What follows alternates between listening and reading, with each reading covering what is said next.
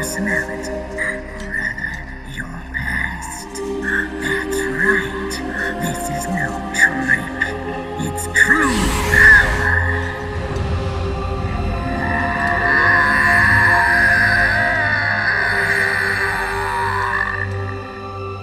What? Where is your data? Where is it saved? There's no memory card. Damn, your skills have improved. Or rather, your hardware. How about this, then? Witness my psychokinesis. Put your controller on the floor. Put it down as flat as you can. That's good. Now, I will move your controller by the power of my will alone.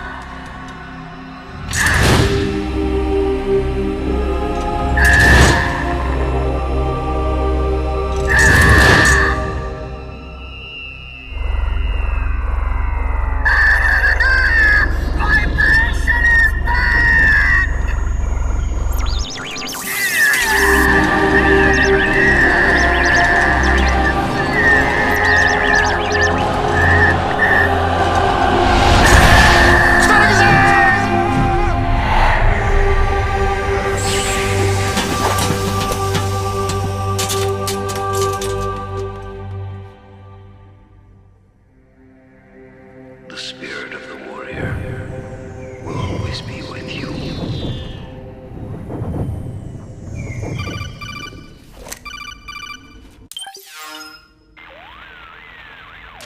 So, you bested the last beast.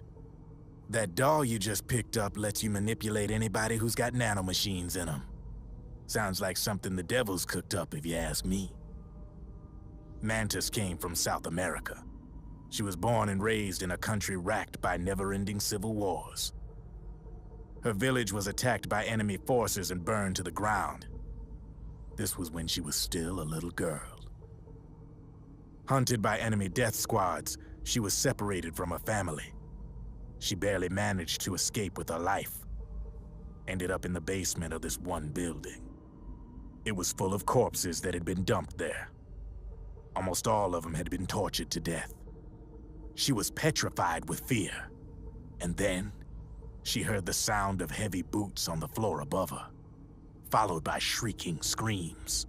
The kind that would make every hair on your body stand straight up. She had stumbled across a makeshift torture chamber.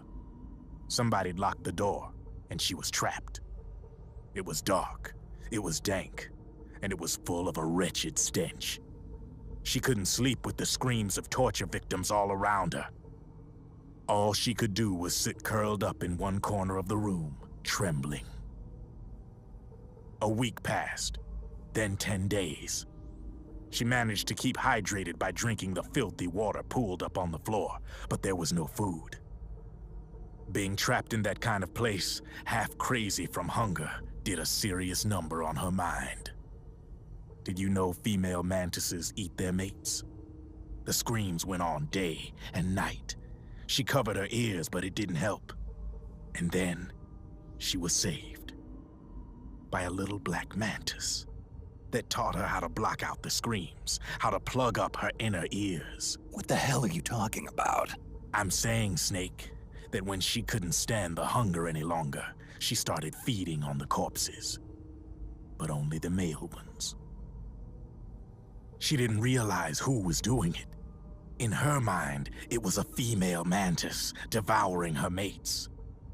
It was like one big twisted waking dream. There was no mantis, of course. It was all a hallucination. Nothing more than some story spun by another person she'd created inside. Her unstable mind was what made her so vulnerable. Later, they ripped out what was left of her psyche with drugs and hypnosis and implanted the persona of Psycho Mantis. It wasn't her will that controlled the B&Bs. It was Psycho Mantis, half assimilated into her soul, pulling the strings. Screaming Mantis was just another puppet. Anyway, she survived several weeks down in that hellhole and finally got back to the surface. But the screams in her head didn't subside. They would always be with her. Only this time, they weren't real. The inner earplugs didn't work anymore. The black mantis had disappeared. There was no place left to escape. Which is why she was always screaming, to drown out the ones in her own head. But it's over now. You freed Mantis from that dark nightmare. The last of them beasts. You got it, pal. Well, I'm done playing storyteller for a while. Now get going. GW's waiting. And this time, you get to make up the ending.